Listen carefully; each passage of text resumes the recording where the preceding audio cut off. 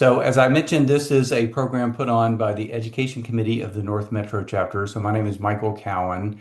I'm an active member of that committee, and I also happen to serve as chairman of the board of directors for the state GNPS organization. So, with that, I'm proud to introduce Laura Markson. So, she's been around the native plant movement, I want to say all her life, or at least as long as Been a I've been in gardener it. all my She's life. influential in helping the in-town chapter get started, and she's done presentations all across, I know, the North Metro area. But last June, I think, sometime last summer, we did a presentation in person, which was around this topic of having an HOA-friendly native habitat yard. And the information was so good, we wanted to bring it to a broader audience. So that is why we're doing it today as a webinar. So Laura has started a nonprofit, which is a 501c3, which she calls Nurture Native Nature, and she puts out posts on social media, and then she'll go out and give these presentations. So I'm sure she's going to talk about how she has transformed her yard into a rewilded yard, and the experiences that she's had from that. But getting HOAs to be more native plant friendly is always one of the biggest topics that we get in any conversation that we have with people in a larger group talking about the native plant community. So that's why we know this is a hot topic, and that's why we're very happy to have you here, Laura, to talk about it. So welcome. I'm Laura Markson from Nurture Native Nature, a nonprofit I formed to raise awareness and educate about ways to support wildlife habitat where we live. So I also want to give a shout out to Instinct Designs, a consultative design firm owned by my daughter, Amelia, who does high value projects for companies, including proposals and presentations like this one that she generously made for me, which I hope you enjoy. And thank you to the Georgia Native Plant Society North Metro chapter for hosting me today. Most of the photos were taken in my small urban rewilded yard in this presentation. So I'm going to start by going over some basic terms. Wildlife means all living things in our outdoor spaces, and this includes plants.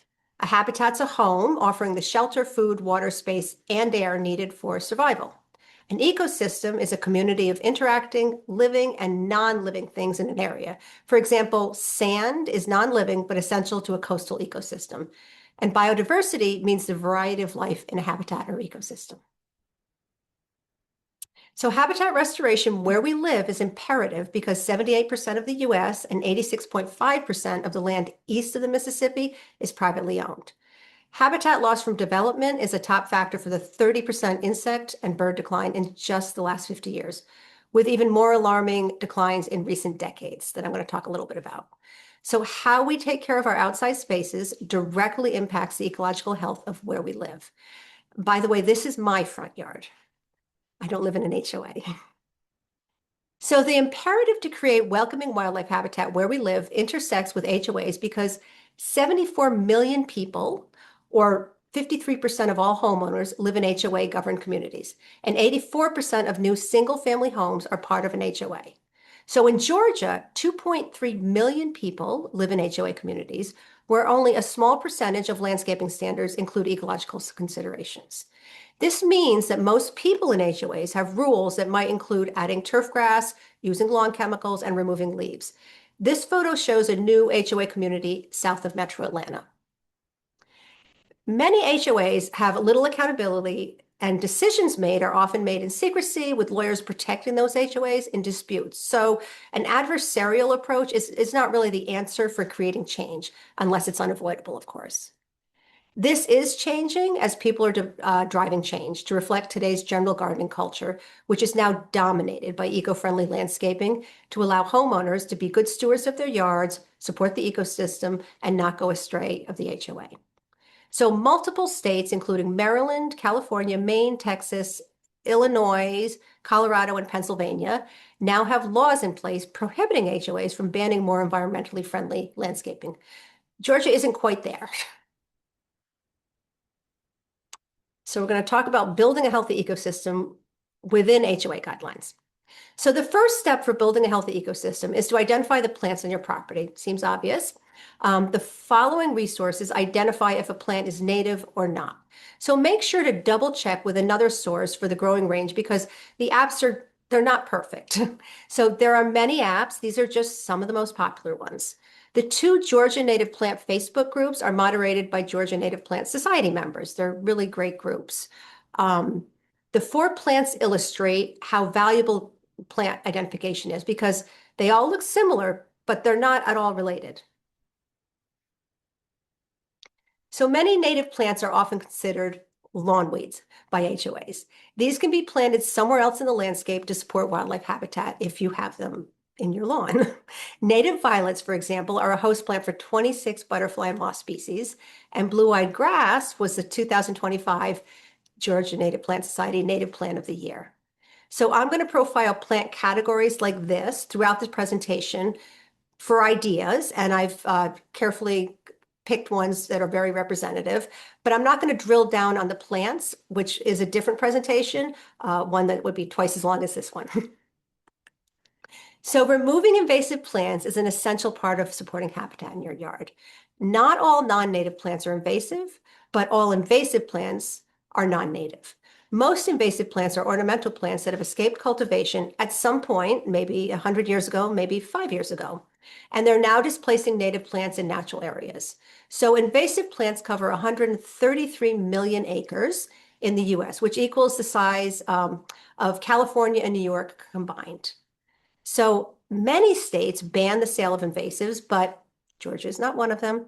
So it can be confusing because many of the popular landscape plants sold at garden centers, such as Liriope, English ivy, Nandina, Vinca, and privet, are invasive.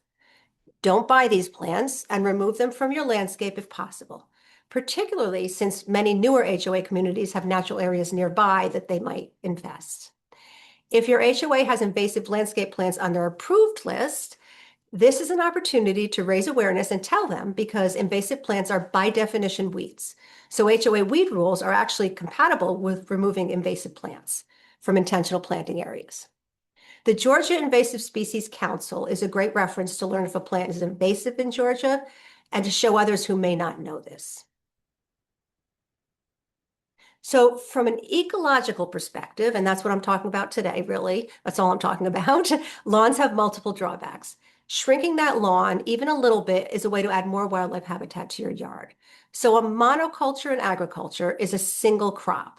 Lawns cover 2% of our country, or roughly 40 million acres, which is a little more than the 37 million acres that make up the state of Georgia. So it would be the whole state of Georgia covered in a lawn. Lawns are our largest irrigated crop, only they don't produce anything or contribute the biodiversity needed to support the local ecosystems they're in.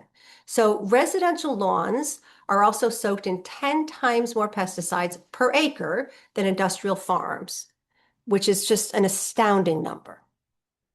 Studies show that dogs in homes using certain professionally applied lawn chemicals are 70% more likely to contract certain cancers. So that sweet little dog there is our dog Honey, and she used to chin surf, like rub her chin on the soft right-of-way, grassy right-of-way strips in my very manicured neighborhood. And she, at 5 years old, she became ill, and we lost her to canine lymphoma. And I learned years later that canine lymphoma is the exact cancer associated with lawn chemicals. And she is the only dog we ever had that came so close to lawns, like literally she was eating them, because we don't have a lawn. Lawns need immense inputs and they're not sustainable. Inputs are, we use that word a lot in landscaping. They're the resources used to maintain a landscape, and that includes water, fertilizer, and labor, like the mow and blow crews that really focus on lawns. Lawns are responsible for up to 60% of all urban water usage.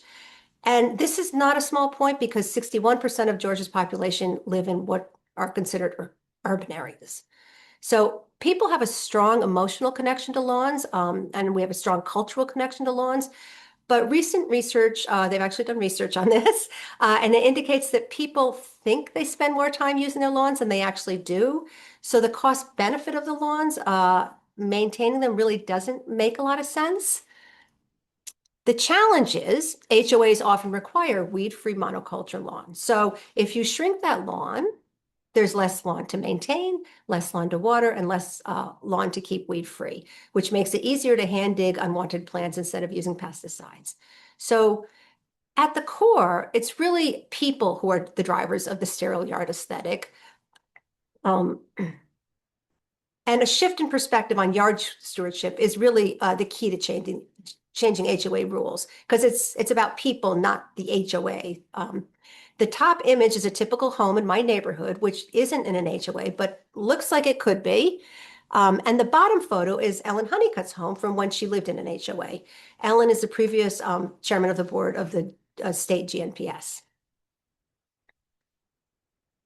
So HOAs often require approval for projects such as reducing that lawn and replacing it with landscaped plants. So tips for working with the HOA for approval include bring a design layout with images, professional if possible, having a specific plant list with as much information as possible, include scientific and common names, size, color, bloom time, and growing conditions. Talk about the benefit of native plants from the neighborhood ecosystem. So include beloved wildlife, such as butterflies, fireflies, and favored birds, such as bluebirds and hummingbirds. And reframing the idea of what a weed is from an aesthetic consideration to an ecological one by tying those non-native invasive species to weed rules really can help sort of make your case. So as I mentioned before, I don't have a lawn because I actually hand dug mine years ago for my rewilded yard. For this presentation, though, I did a deep dive into native lawns and spoke to people who have expertise with lawns. And the consensus is, over and over, that there's really no slam dunk, easy care native turf options. So if your HOA requires a lawn, there are ecologically aligned options, though. So Bermuda grass is often an HOA on the lists of acceptable turf grasses. Use another grass if possible, because Bermuda grass is a Category 2 invasive plant in Georgia. So your lawn can be diversified using native grasses, seed mix. There's seed mixes available, and they're adapted to our soil and our climate. And I have a couple names in my resource list of places that have those. Cool season native fescues are not ideal for Georgia, and they need more natural resource inputs like water to stay alive in the summer, but they do stay green all year.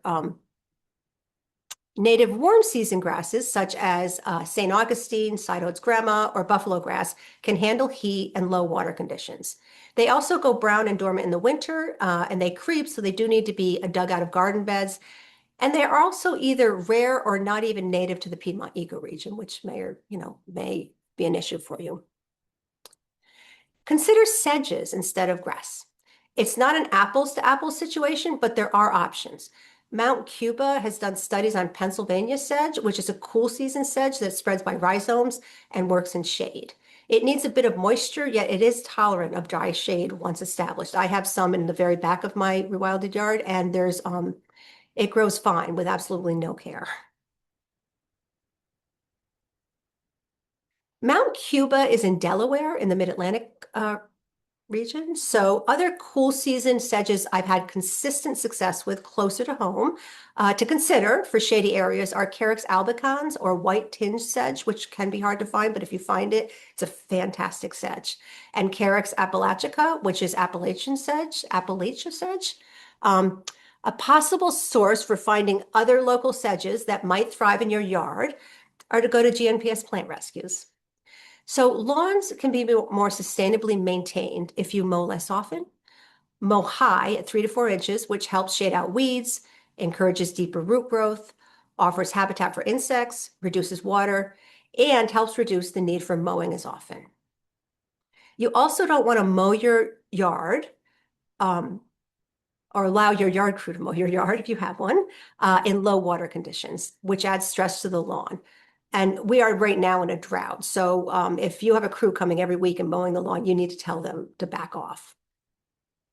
So limit or don't fertilize the lawn because stormwater is going to wash away the excess nutrients that are going to end up in local water sources. The phosphorus and nitrogen in those fertilizers act as algae superfoods. So this toxic runoff is why retention ponds in HOAs or lakes in HOA golf course communities are often dead.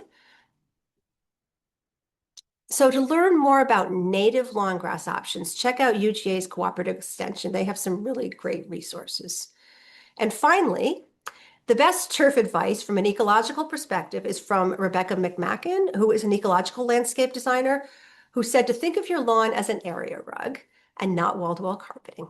Use it where it might be functional, such as play areas for children and pets, wide paths between native planting areas, or a mowing strip along the front of the property. So according to the EPA, herbicides, insecticides, rodenticides, larvicides, and fungicides are all considered pesticides. So it doesn't matter if we're doing everything right in our landscape, if we're also using pesticides in any form, because pesticides are going to harm the ecosystem and kill the wildlife you're attracting. It's like making dinner for company and sprinkling little bits of arsenic on the food, really. So to follow the HOA lawn rules and avoid blanket spraying of pesticides, hand pull undesirable plants in early spring before the abundant growth, or use any number of hand weeders out there, such as a hori-hori knife or Grandpa's weeder, which is a stand-up tool. All mosquito sprays kill non-targeted insects because they're broad-spectrum insecticides. Also, organic sprays also are broad spectrum. They just kill insects organically.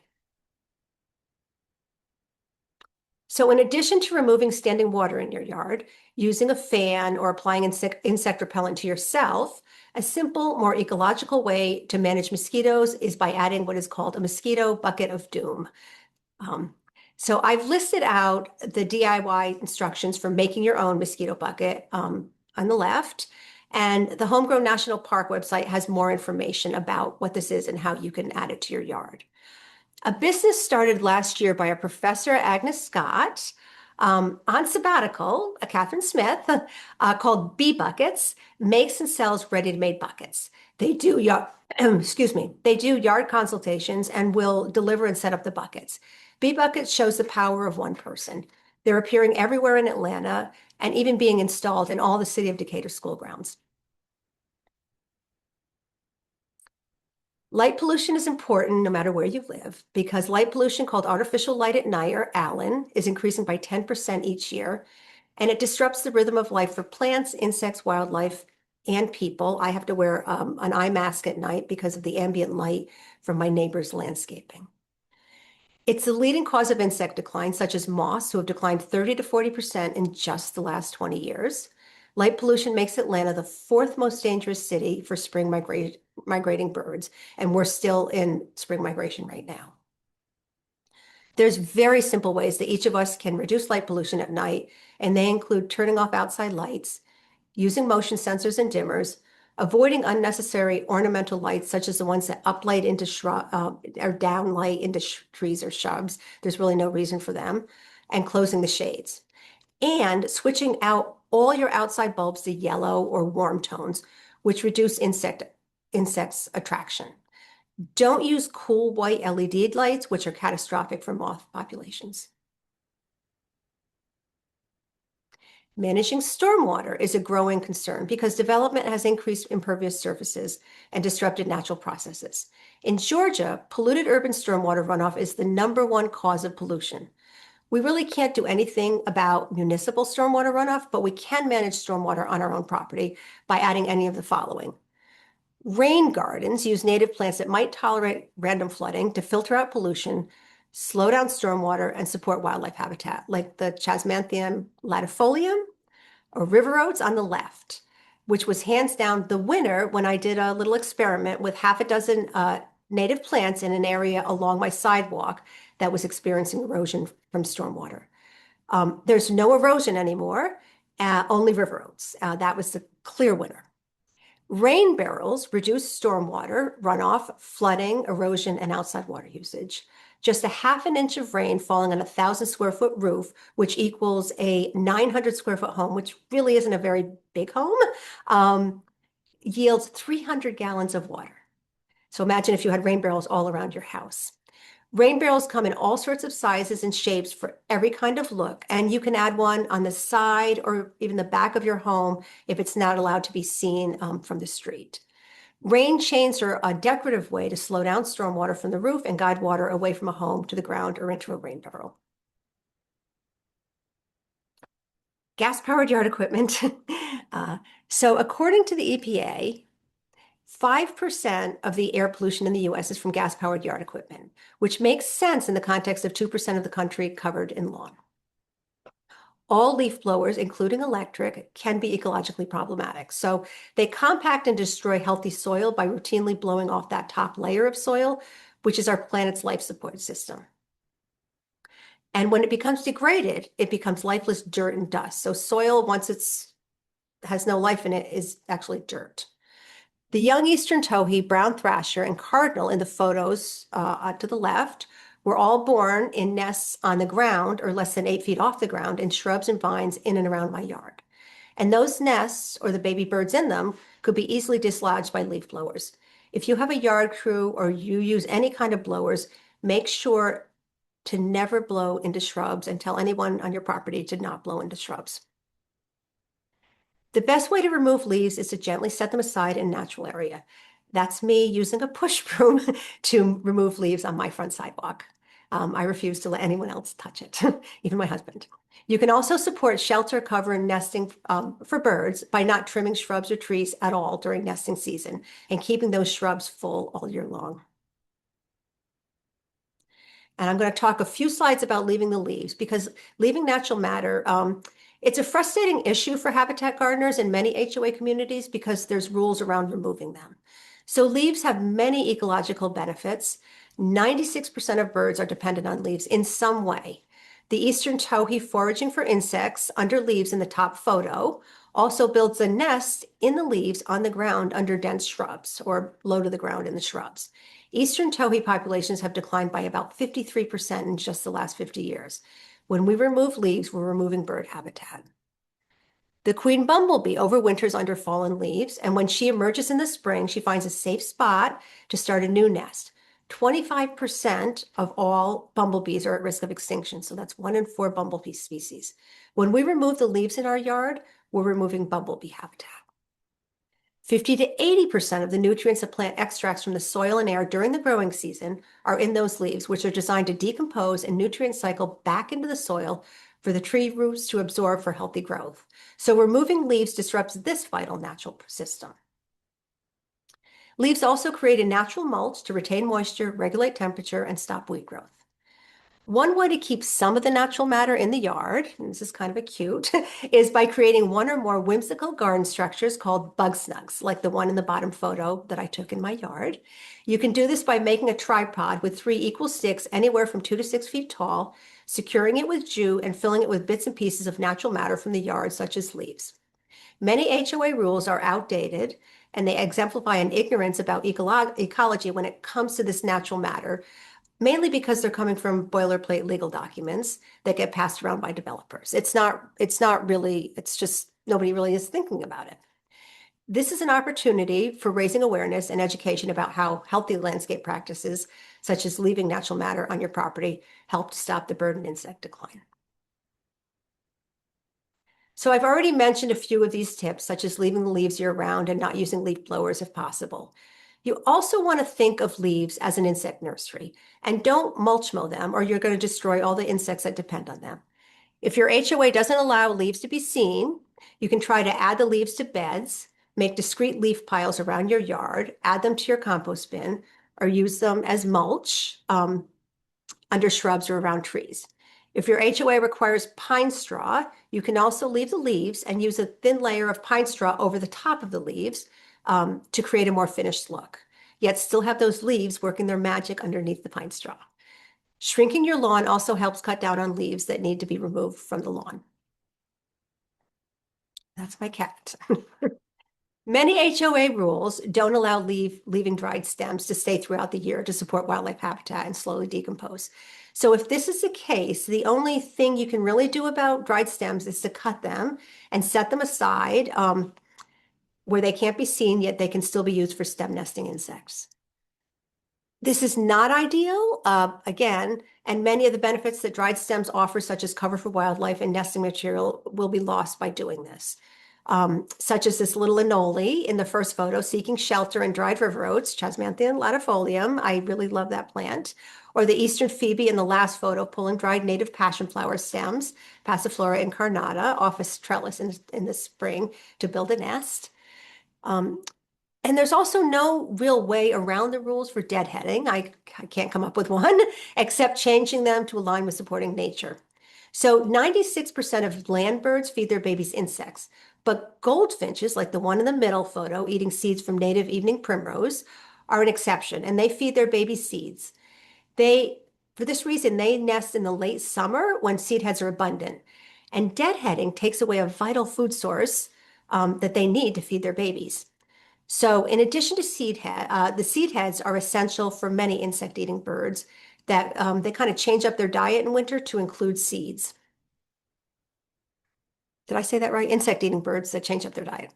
So this is an opportunity to educate your HOA board about the numerous ecological benefits that dried plant stems and seed heads provide.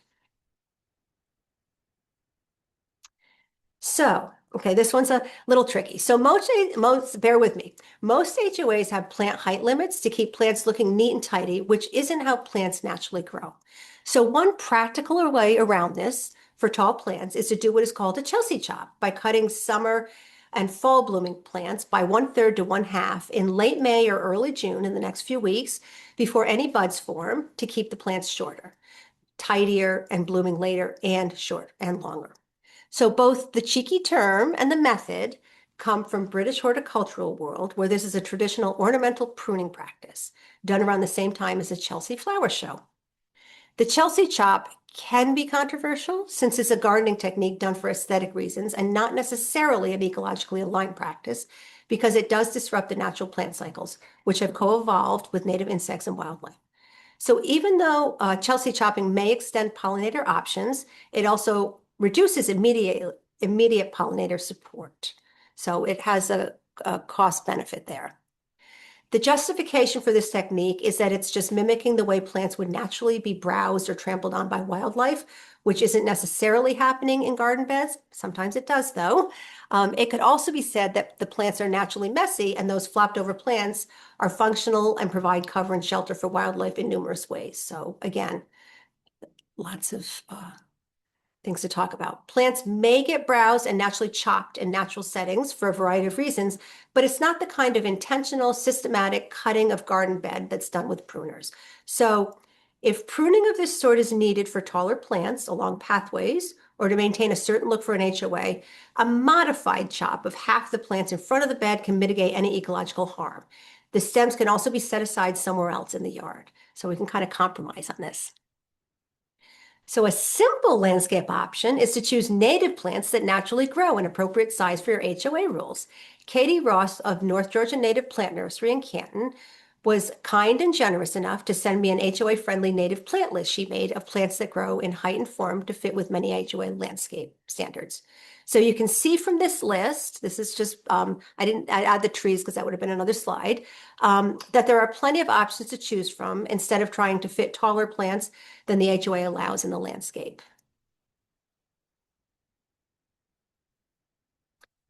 So all landscapes need to show cues to care to indicate human intentionality in the landscape. It doesn't matter if they're natural landscapes or not. Traditional cues to care that show human tending in an HOA landscape might include having clear mow borders along the edge of the property, hardscapes such as paths, walkways, trellises, arbors, and benches, having a mullet landscape, planting shorter plants in the front and taller plants in the back, choosing clumping plants that don't spread, planting groups of 5 to 7 of the same plants for effect, and placing rhizomatic plants that spread in defined garden beds or planters where they can be managed, such as having a bed of mountain mint, which is a fantastic pollinator plant, by the way. So ecological cues to care may or may not be allowed in HOAs and show that you have an intentional landscape that is also welcoming for wildlife.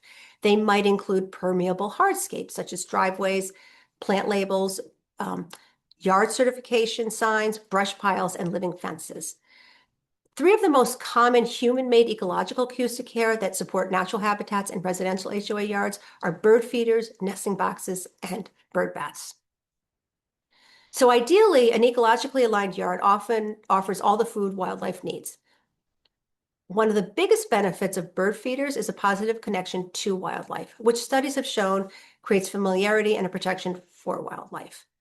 Feeders can also supplement food sources where habitat has been diminished, which is more likely in HOA communities. And feeders can help birds survive in the winter and during migration. If you have a bird feeder, it needs to be kept clean and not so it doesn't transmit disease, because that's one of the biggest issues with bird feeders. Nesting boxes are another opportunity to support wildlife habitat. For example, in 1978, bluebirds were brought back from the brink of extinction, literally, by efforts from citizen scientists and the North American Bluebird Society to increase the number of specially designed bluebird nesting boxes available. And so bluebirds are now not declining. Also consider adding a nesting box for brown-headed nuthatches because their population has been declining in Georgia as their habitat of pine woodlands has been disappearing due to urbanization and deforestation. There are also nesting boxes for bats, squirrels, possums, and even owls to consider if they're allowed. Water sources such as bird baths are essential habitat support elements. The most popular water sources in my yard for small birds is actually the water well in the center of my flat hummingbird feeder. I know. So I keep it filled with water even when I stop putting nectar in the feeder during the fall and winter. Many birds seem to prefer water sources close to the ground where they would be, I guess that's what it would be like in natural areas, like the saucer on the bottom right. Keep water sources shallow and add rocks or sticks for smaller wildlife. And only add a water source if you are able to refresh it every other day or more when it's heavily used or hot outside, so it doesn't become dirty and spread disease. So the best thing we can do is do no harm. The mosquito larval stage is not a problem because it ranges from 4 to 14 days. So you won't have mosquitoes if the water source is kept clean. So the next section is, and really the last section is about native plants. So native plants are a foundational habitat support element. The importance of native plants can't be overstated because they are the best plants for supporting life. They have co-evolved for thousands of years with native insects and wildlife where they grow. Non-native ornamental plants may be pretty, but they just don't support the life cycle of native insects. And this matters now more than ever because insects are an indicator of ecological health and they're declining. Native plants offer ecosystem services such as stormwater mitigation. They don't need artificial fertilizers. They support pollinators. Research shows that they support 5 times more butterfly species than non-native plants. They support the yard food web. They don't need pesticides because we want insects on our plants. This is a paradigm shift because we've been taught to categorize insects as good or bad for a variety of human-related reasons, which are mainly cosmetic, such as damaged leaves by caterpillars, without thinking about the caterpillar's functional place in the ecosystem. Native plants don't need to be watered in typical growing conditions once established. So in Atlanta, native plants are typically drought resistant, meaning they can survive periods of abnormal dryness, but they're not drought tolerant because we don't live in an arid climate where long droughts would be expected. Although we might be turning into an arid climate. I'm kidding, I hope. So we want to see lots of leaf holes and defoliation from caterpillars eating our plants. This means we're doing something right. Butterflies and moths are foundational insects in an ecosystem because plant eaters turn plants into protein, and out of all insects, caterpillars transfer more energy from plants they eat to other animals that eat them than any other plant eater in the food web. And caterpillars are also the insect most eaten by birds, and they offer the highest nutritional value for birds. When adding native plants, you want to use the EPA ecoregion map, like the one on the left, which is the best framework for adding native plants because it comes from an environmental perspective. Ecoregions are the areas where ecosystems have generally similar climate, geology, and soil. We live in the Piedmont ecoregion, which is really all you really need to know. On the right is the Department of Agriculture's plant hardiness zone map. It only considers temperature to determine the average annual minimum temperature for growing crops. So in agriculture, nursery trade plants are a specialty crop, and the zones tell if a non-native ornamental plant will survive the winter in an area. The map is not useful for native plants. Local native plant nurseries have done most of the homework for us, and most of their plants will be suited to the Piedmont ecoregion. So it's important to do the best you can to match the soil, water, and sunlight conditions where plants would naturally grow, and these resources can help. FSUS is one of the best resources for seeing where a native plant grows. They have a really great map of the Southeast and show you exactly which plants are native and which ones aren't. The Georgia Native Plant Society has information about plants native to Georgia. And if you haven't joined and you're watching this, it's a great organization to join. There are many online native plant databases. I've just listed some of them here. Of course, I also write about native plants along with other nature-related topics. According to the Nursery Management's Native Plant Market Report, I know that's a mouthful, customers' demand for native plants has increased 82% in the last 5 years, which is really fantastic news.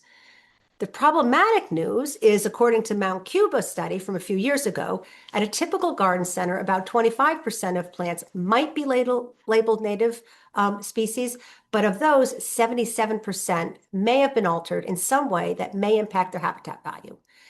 This means that the garden center only has a tiny percentage of straight species of native plants available. And this is a growing concern as native plants coming from the nursery production industry become more widely used, and we don't see as many straight species. The solution is really to shop at native plant nurseries where you're more likely to find native plant local ecotypes. And these are the plants that are adapted genetically to regional climate, soil, and environmental conditions, instead of mass-produced, often sterile plants labeled native at the garden center. So again, I get nothing from native plant nurseries. I just really want to support them because they're going up against the big guys. So I think it's important that we all support them. So the most important consideration when supporting wildlife habitat is to add keystone native plants, because 14% of all plants support 90% of caterpillars that build the food web. And these are called the keystone plants. Without these plants, the ecosystem will suffer. We still want other native plants because they often support specialist insects that rely on them to exist. The National Wildlife Federation site can help you find the top plants for hosting butterflies and moths in every zip code. The list in this slide aligns with the top species in the Metro Atlanta area. I did the homework for you. Notice the numbers under the plants. They indicate the butterfly and moth species that use them as host plants for their caterpillars. The oaks are by far the star keystone plant, and they support 447 species. For comparison, a non-native tree such as crepe myrtle doesn't support any native butterflies that I'm aware of. Living or green mulch is a term that we're hearing more and more of because it's a way to support a habitat and follow a typical HOA rule of not having bare soil. Native plants would not naturally grow in a sea of mulch. They tend to grow together in plant communities, dense plant communities. Native plants can function as a ground cover to enrich and protect the soil, suppress weeds, hold moisture, increase biodiversity, and connect fragmented habitat. There's no need for mulch if native plants are used in this way. I haven't bought mulch in 15 years. In addition, except for arborist wood chips, it's possible, which don't have anything in the pesticides in them, it's possible that any mulch or baled pine straw you buy has remnant pesticides. Pine straw is raked, baled, and sold as mulch in the southeastern US. I grew up in the Northeast. I'd never heard of pine straw. Pine stands without weeds are the most desirable, so herbicides are used. The mulch industry has a disclaimer on just about all their products that they may contain pesticides, including soil amendments and even organic soil. This is because the recycled scrap wood used for making mulch products comes from what is called construction and demolition waste, which might be coming from buildings, pallets, or the forest industry. So I've listed just a handful of the many native plants that are an alternative to mulch, pine straw, or using invasives such as liriope. One of my favorite green mulches is native wild strawberry, Fragaria virginiana, which is the third top host plant in Metro Atlanta and hosts 60 species of butterflies and moths. So you can mix and match these for ground cover. So native woodland plants are a natural fit for shady areas of the yard, and there's really an endless variety of options. Again, you can kind of mix and match them. There's just so many options. Many HOA communities have natural areas around them because of how they're carved out. If you're lucky enough to have a natural wooded area already in your yard or behind your yard, a less is more approach is the best way to protect it and nurture any native plants that are already there. And those native woodland plants and the leaves under those trees offer what is called a soft landing for butterfly and moth caterpillars. For example, a Luna moth caterpillar forages in a host tree, spins a cocoon in a leaf on that tree. And when that leaf drops on the ground, the cocoon overwinters in the leaves under the host tree. So the life cycle can begin again in the spring. The Luna moth won't survive if the ground underneath is lifeless dirt or the leaf they're in is shredded or bagged up and taken away. This same situation affects every butterfly or moth species that uses a host tree or a plant. Don't mulch mow your leaves. Just gently move them somewhere else in your yard. If you can't, leave them where they fall. So you want to have a diversity of flowering native plants throughout the growing season from early spring through fall. Add as many different native plants as you can to offer nectar for pollinators, pollen for native bees to feed their young, plants for butterflies and moth caterpillars to eat, and to support the 12% of butterflies that migrate. In addition to monarchs, migrating butterflies include common buckeyes, cloudless sulfurs, and the Gulf fritillary butterflies that need native passionflower vine to complete their life cycle. Caterpillars aren't the only plant eaters. Around 90% of plant-eating insects are specialists to some degree, meaning just about all the plant-eating insects in a yard, such as beetles, can only eat and digest the leaves, stems, and/or seeds of just one or a few different species of native plants.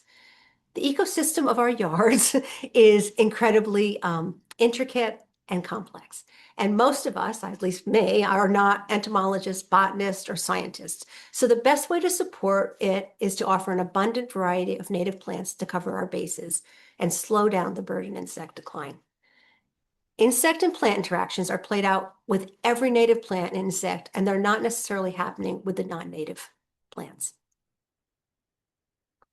So consider adding annuals, biannuals, and short-lived perennials in place of a flat of bedding plants for garden beds or patio planters. Annuals are plants that complete their life cycle in one growing season. Biannuals are plants that typically take 2 growing seasons to complete their life cycle. And short-lived perennials live for 1 to 3 years or more, and they often flower the first year from seed. In addition to adding habitat support, another benefit of annuals, biannuals, and short-lived perennials is they reseed, so you don't need to replant them every year. Partridge pea, Chamaecrista fasciculata, is a fantastic native annual to use. It's a favorite of native pollinators, a host plant for 11 butterfly and moth caterpillars, and it's really a lovely plant, actually, and the native bees also like it. If you're adding native shrubs or trees to your landscape, add some berry producers to offer habitat support for birds. Berrying plants also tend to have lovely spring blooms that attract early pollinators. In this list are replacements for non-native standards like crepe myrtles that I do keep mentioning because they're everywhere in Atlanta. Try adding a native dogwood, which hosts 91 butterfly species, or a serviceberry, which hosts 76 butterfly species. A tip for choosing native shrubs is to pick ones that will be the size you want when full grown. So you don't want to spend your time pruning shrubs that grow 25 feet tall to keep them 4 feet tall. Leave shrubs in their natural form is also beneficial for shrub nesting birds. HOA rules often require evergreen foundation plants. So this is a bit of a challenging situation because most natural areas in the Piedmont ecoregion are dominated by deciduous shrubs that lose their leaves in the fall. And most of the native evergreen shrubs are naturally larger shrubs. So put this on the list as another area where your HOA rules really do need to change to align with the ecoregion we live in. All things being equal, my usual advice is, as I've already pointed out, is to use straight species of native plants from the Piedmont ecoregion. But I'm going to put that aside for a minute because in this specific situation, when you need to plant an evergreen shrub, finding native plant options may mean adding Georgia native plants from the coastal plains ecoregion or using dwarf cultivars of native plants that have been selected for shorter form. Native cultivars are better than non-native shrubs like gardenias that are not a host plant for any butterflies, or even worse, landscape invasives such as nandina. If you add cultivars, make sure the flowers and foliage color haven't been changed, which studies have shown will negatively impact their habitat support value to insects. This means you want to stay away from cultivars with burgundy or lime green leaves or with double flowers. So if you buy cultivars from buy them from reputable local native plant nurseries, which I keep saying, because they're often growing them from seed, sourcing them responsibly, and not using neonicotinoids. which I'm going to talk about for a minute because they're the most broadly used pesticides in the world and increasingly thought of as the DDT of the 21st century. Neonics, as they're called, are systemic pesticides that when applied to are found in the pollen, nectar, and all parts of the plant, making them toxic to pollinators that feed on them. Research is confirming that neonics are directly related to the escalating and devastating insect decline, including the butterfly population that has declined 22% from 2000 to 2020. If a plant source can't confirm that they don't use neonics, it means that the plants were not grown by them or locally sourced by them, but from wholesale regional growers. And at some point in the plant production process, as it's called, neonics may have been used. So we want to try to stay away from them.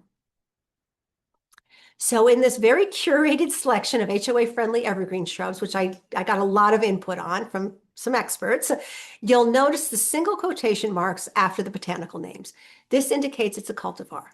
And I have used most of them in a thin strip between my neighbor's non-native shrub border and my driveway to be relatable to him, since they are basically growing with his shrubs. And they all grow beautifully to make a nice border. So 100% of Georgia is in a drought that started last fall.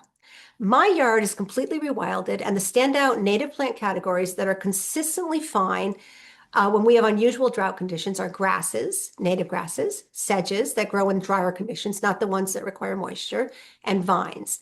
And I'm just saying this because I haven't seen anyone post this, and I think it's important that we think about plants in this way.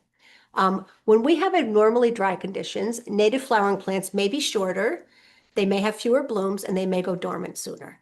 This is good because that's how plants protect the roots and pass along the genetic information to help the next generation of plants be more resistant. Right now, my yard is actually lush and green, and most of the lawns in my neighborhood are struggling, and their nursery bedding plants look a little bit sad. So I've listed out just some of the drought-resistant native plants I anecdotally noted in my yard. If you can find it, that white tinged sedge that I keep talking about and the Appalachian sedge are a bit more tolerant of drier conditions than Cherokee sedge. But I added the Cherokee sedge, which is fairly easy to find because it doesn't seem to care if it grows in dry shade.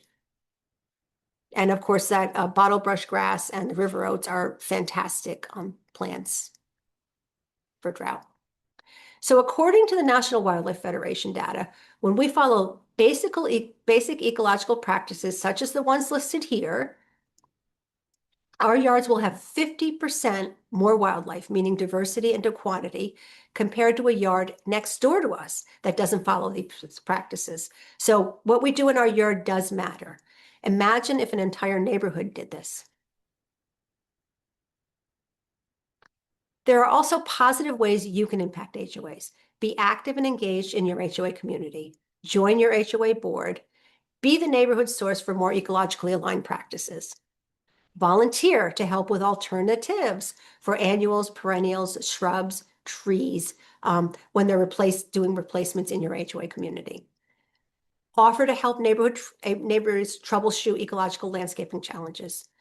Many HOAs have a community clubhouse and natural areas in or nearby where you can host ecologically aligned activities such as a plant or seed swap, winter sowing event of native plants, or educational presentations. Get feedback on starting a little free nature library for your neighborhood.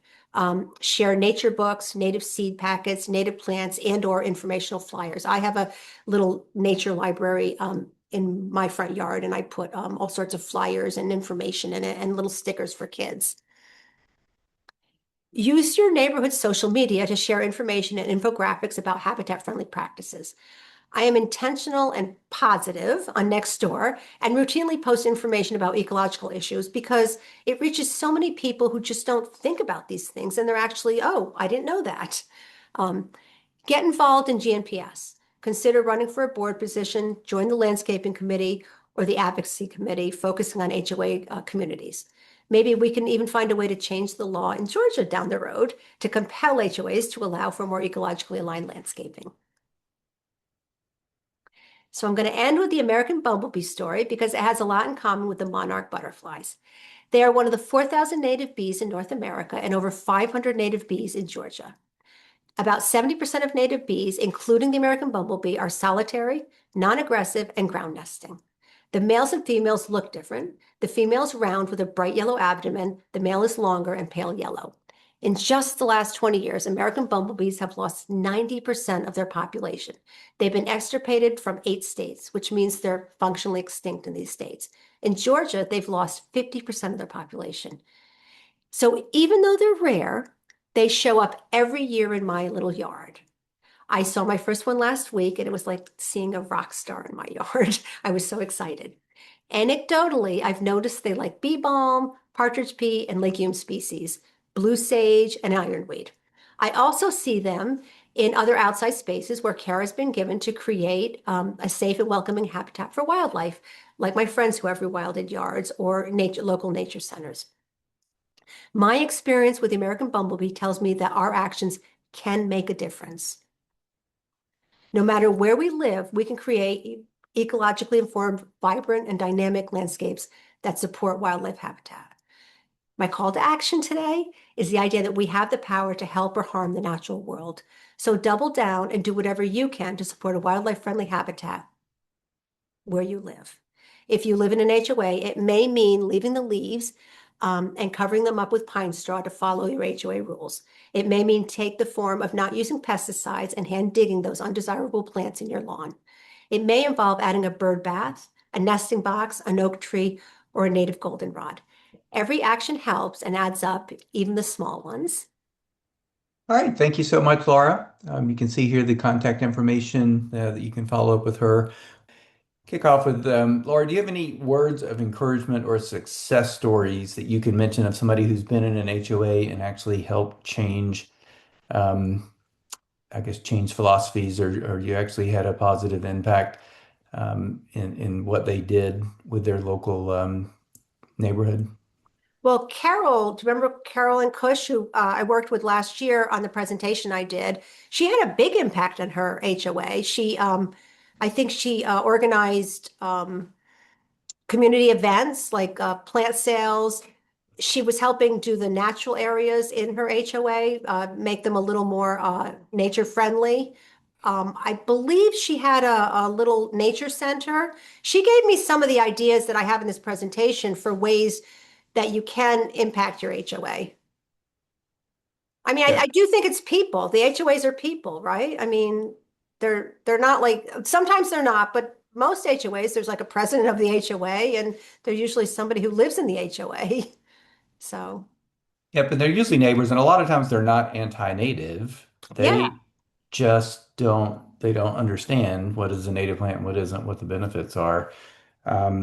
So we mentioned cues to care a few times. I want to make sure that we leave and make sure everybody understands what that means. But I wanted to see if you had a story or you could comment on the difference between a front and a backyard when the front yard is what people see, perhaps making some trade-offs there, but then going wild in the backyard. Do you have any comments on that?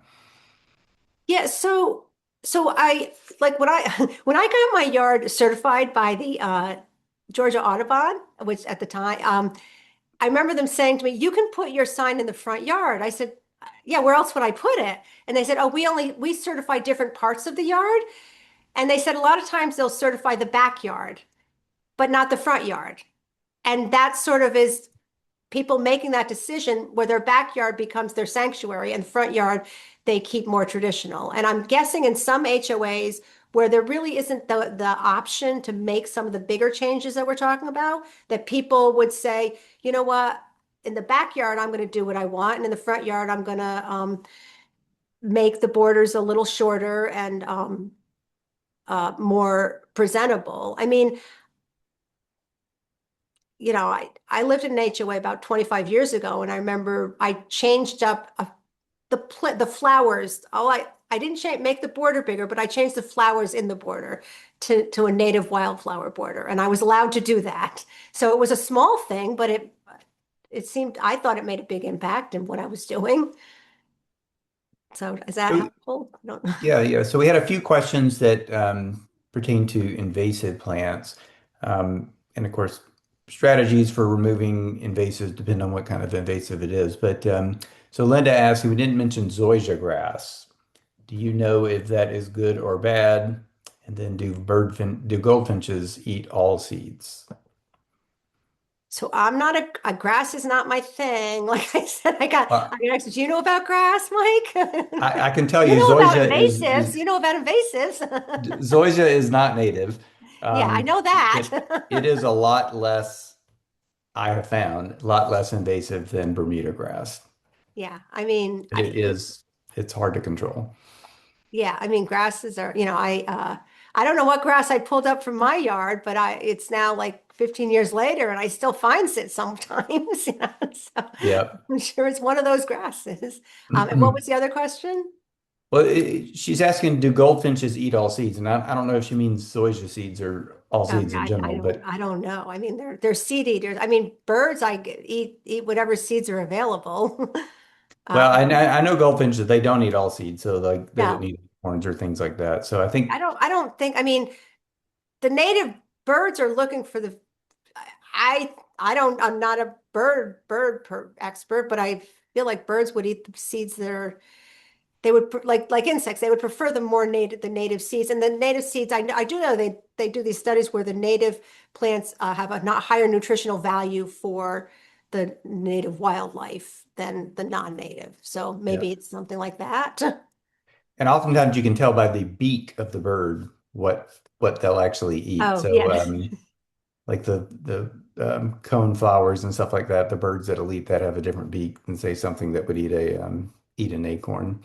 So Linda also asked about your opinion, one versus the other. So pine straw on top of the leaves versus wood chip mulch. So I do know the arborist wood chips are the only wood chips. There's a Basil Camus. I don't know if you know of him. He talks about trees, and he really talks a lot about the arborist wood chips really being the best wood chips to use. So other than the arborist wood chips, I don't know if I would have an opinion on the mulch, the regular wood chips you would get or the regular pine straw. And I don't know how they break down, honestly. But the idea to put the pine straw over the leaves was one that somebody who lives in an HOA gave to me because she said that that's what she does. And I was like, oh, well, that's a question that we get often because uh, a lot of HOAs require a covering, I guess. Right. I don't And a know. lot of them will require pine straw. So if they Yeah, that's what I'm require saying. That's what she was straw, saying. She said a lot of them require the pine straw. And if you can get so I would say if you have the option to put arborist wood chips, if your HOA doesn't mind, put those arborist wood chips. If all things being equal, they require something, put arborist wood chips over the other two.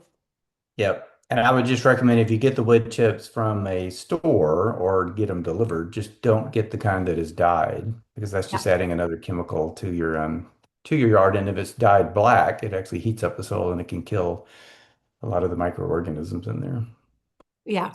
Wood chips are, yeah, not great. Yep. Just want to thank you again for your time tonight, Laura, and thank everybody for joining us tonight.